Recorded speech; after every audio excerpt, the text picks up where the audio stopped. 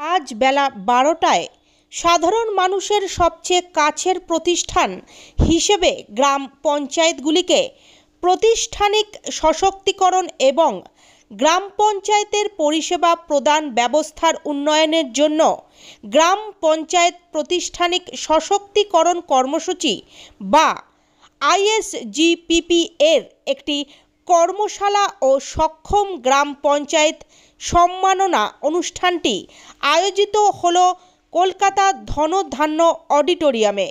এই অনুষ্ঠানে উপস্থিত ছিলেন মাননীয় মন্ত্রী প্রদীপ মজুমদার, পঞ্চায়েত ও গ্রামোন্নয়ন দপ্তরের প্রতিমন্ত্রী বেচারাম মান্না।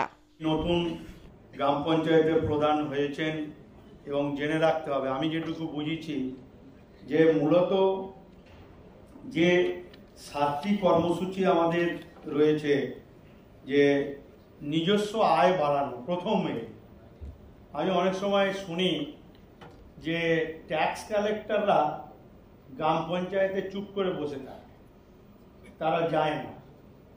সাধারণ মানুষের এলাকায় গিয়ে যদি ট্যাক্সটা সংগ্রহ না করেন তাহলে আপনার নিজস্ব আয় কখনো বাড়ানো সম্ভব না।